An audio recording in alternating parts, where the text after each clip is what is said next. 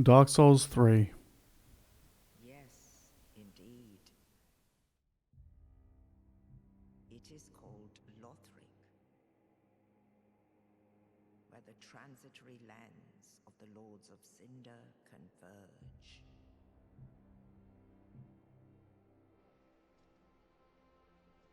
In venturing north, the pilgrims discover the truth of the old words. The fire fades, and the lords go without thrones.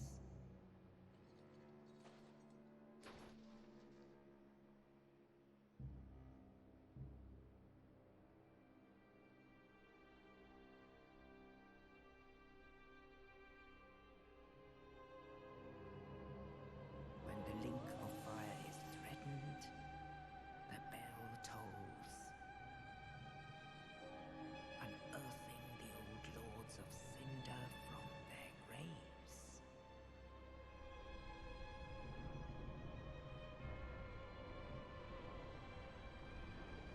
Aldrich, saint of the deep,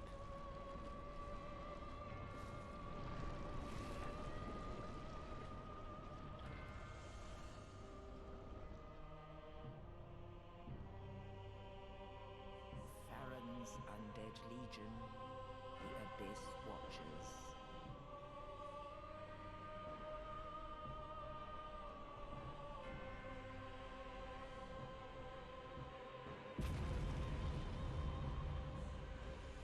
And the reclusive lord of the profaned capital.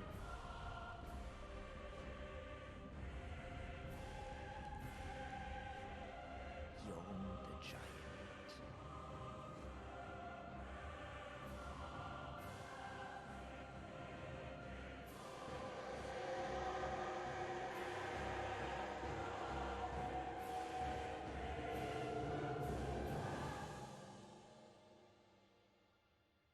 Only in truth, the lords will abandon their thrones.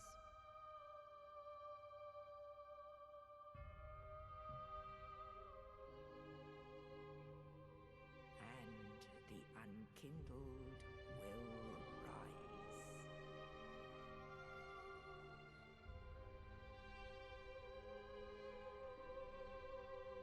Nameless, accursed undead, unfit even to be cinder. And so it is that ash seeketh embers.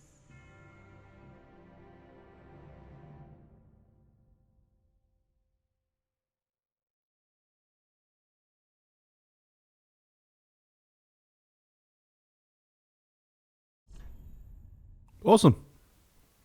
So, welcome to Dark Souls 3. I forgot what I gotta do. Alright, build. Build? Appearance? What's build? Oh, okay, cool. Very slim. Yeah, we're doing that. Appearance. Alright, so let's customize our character. Let's give him... Where's the body hair? Oh, there we go.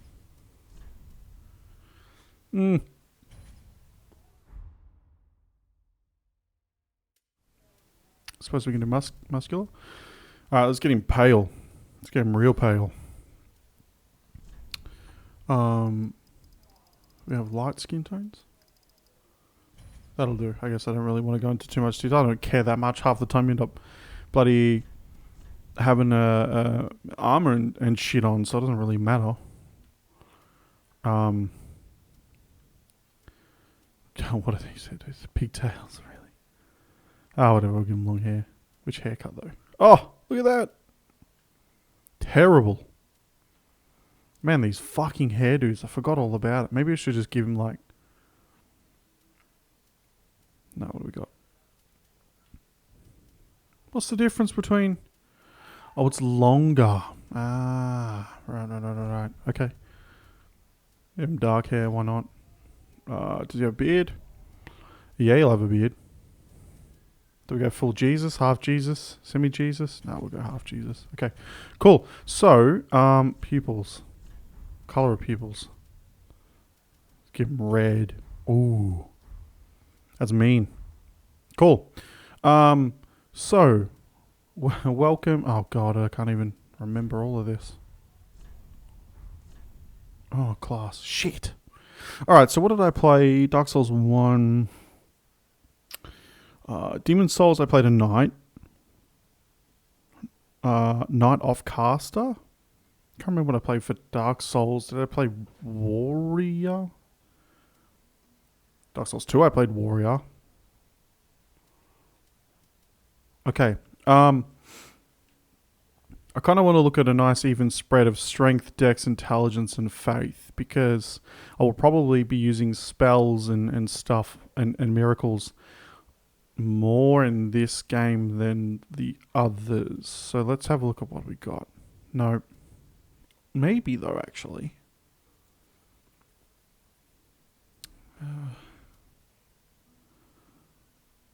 No. Maybe? Starts with heal. The bow is always a welcome thing. Assassin. Oh, he's got a sorcery. Assassin's not a bad idea, but the faith is kind of low. Same with the sorcerer. The faith is kind of low, but they start off with a lot. Pyromancer's actually got not a bad spread. Even the achievement slots are okay. Cleric. Might actually go Pyromancer. Okay. Burial Gift. Let's have a look.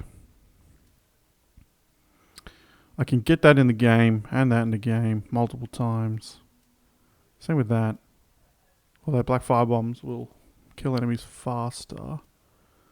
I don't know. I think I might go the life ring just because that little bit of additional extra sort of HP will really help. Oh, and then the name. I'm just going to stick with the name that I've always sort of gone with during my playthroughs. I don't really need to deviate too much from the norm, and I suppose it kind of keeps a little bit of accountability there. Yeah, I'm okay with that. Let's go.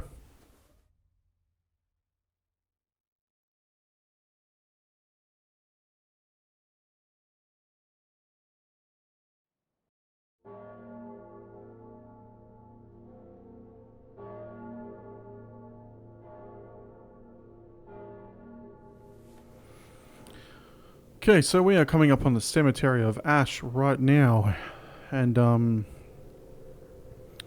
this is Dark Souls 3. This is the final Dark Souls within the Souls, or the Dark Souls series. So, obviously I've gone through Demon Souls, Dark Souls 1 and 2, and we're finishing with this one here. I'm excited. I'm excited to tackle it. So there's a few things that I want to sort of talk about straight away. So on the ground it'll say, A, read message. I'm actually playing this on PC through the Steam edition, and I'm using a PlayStation 4 controller. I'm not quite sure why it says A and X and Y and all that sort of stuff. Beats the hell out of me, but there's probably going to be a point where it'll say like, press X to blah blah blah, and then I fall. So let me just get used to this. So that's that. That's the heavy. Yep. Yep. Oh, my pyromancy flame's on this fucking hand. Alright, what have I got? Oh, I've already got the life ring equipped. Okay. Cool, I guess. Alright, what's the jump? Nope, that's the roll. Alright, so it's the analog stick for me. Alright. I don't know my weapon, but I gotta commit because he'll hit me if I don't. Oh, awesome. The Ashen Estus Flask. Sorry, not Aston. So this game sort of brings in a new mechanic. So obviously there's mana in the other ones and all of that, and that's not the sort of difference. The difference is with this game is that mana is sort of maintained through Ashen Estus. So you need to not only look at how much money you have and how much money you're using, but you also need to just double check to make sure that you have enough Estus flasks for your mana. Normally I'd head that way, but there's a big crystal lizard that way, and I don't particularly want to fight it just yet. So you can change the charges of each. I've got 1 of blue because that's what you start off with, and 3 of the orange kind. So you can talk to an NPC when you get just beyond here that can swap that for you, and you can distribute them whatever way you want. You can have like 1 orange and 3 blues, or vice versa, and stuff like that. So okay, so I've played this game a fair bit, not as much as Dark Souls 2. I would say probably around a similar amount as Dark Souls 1. I do know quite a bit about this game. However, I will probably have forgotten a very large majority of it. And as you can see at the very top left of the screen is the death counter once more. I honestly expect... Oh, nice. I honestly expect quite a lot of deaths. I probably will guess 60, 70, 80 within that sort of range by the time I finish this game. Because there are definitely a lot of parts within the game that I can't remember. So... Oh, no! Okay, I didn't mean to do that, I guess. Oh, nice, fire bombs. I don't really need them. Actually, that might come in handy. Nah, probably not. Yeah. Okay. So we're coming up to our little sort of tutorial boss here. So this is the first sort of obstacle that we are encountering. And we do have to play him sort of safe. So I'm going to pull this out. I'm going to get a few hits in.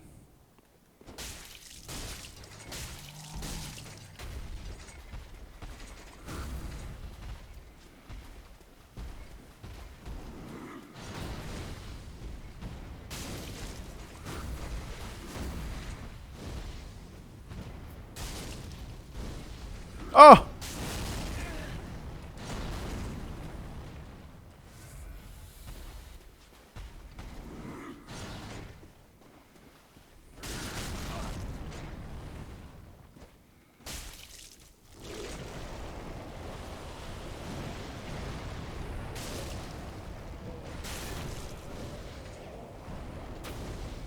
Ah, damn it.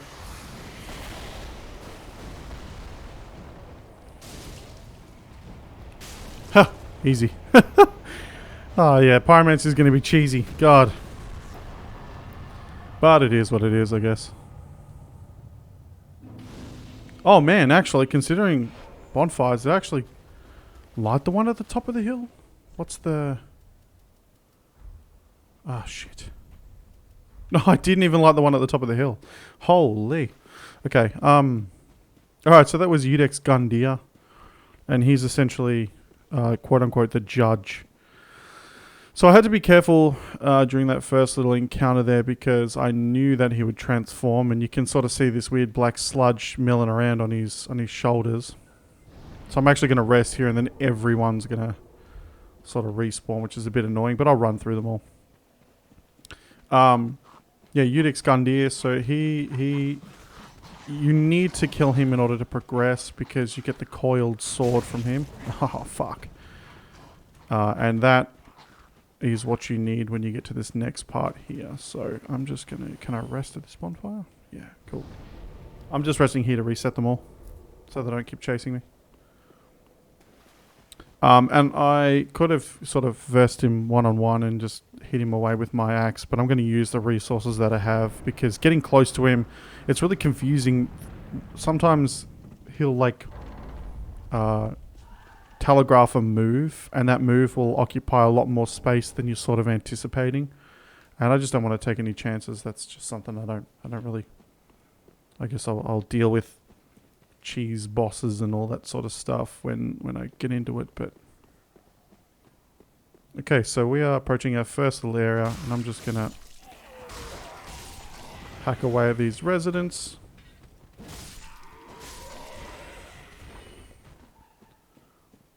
And collect what I can. Whoa, not down there.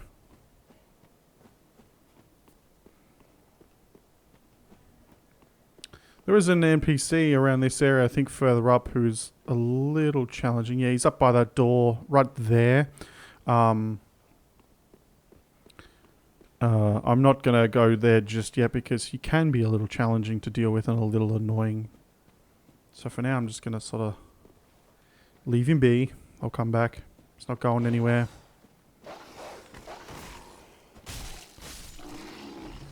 Cool, so we kill that dog. And we pick up an ember. And also killing the last boss rekindled us. So that's the sort of next major mechanic that we have within this game. It's called being embered or kindled. And similar to hollowification, the people within this area are unkindled. And we make our way to the central sort of hub of the area, or the nexus of the area, which is the Firelink Shrine. Ah, another one. Well, you're not alone. We unkindled are worthless. Gives me conniptions. And they'd have us seek the lords of cinder and return them to their moulding thrones. But we're talking true legends with the So this guy here is the crestfallen warrior. He talks about the essential overarching goal, which is to return these Lords of Cinder to their thrones. So their thrones are currently unoccupied, barring one with that dude there with no legs. And essentially, we have to convince them to come and sit on the thrones. Oh, geez, what the hell? Did I get an upskirt there? Unfortunately, they don't seem to be too willing. They aren't willing participants in that particular endeavor. So what we are then forced to do is best them in jolly combat. I'm just going to quickly go and explore up here. This is a pretty sort of significant tree. So every now and again, there'll be a seed that will spawn and grow from that arm. And that seed will, you can use it to turn the enemies on any invaders you have in your world. But I'm here for a reason. You can actually sort of run up this tree and jump to the right to get onto the roof. So I'm actually going to try doing that. And depending on how long it takes, I might speed this part up. Because I definitely want to get up there and just show you a few things.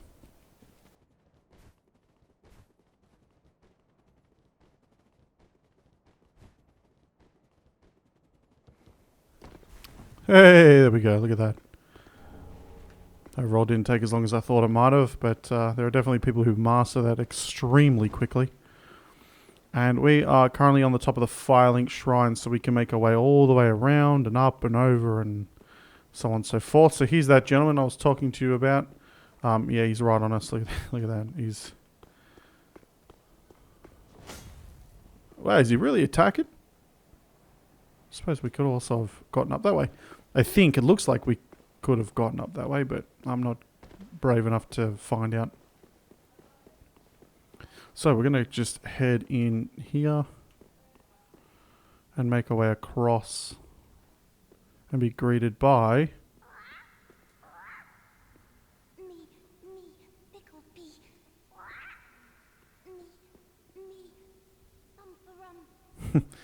Pickle Pea and Pumperum. Oh, and an Estus shard. Damn, nice.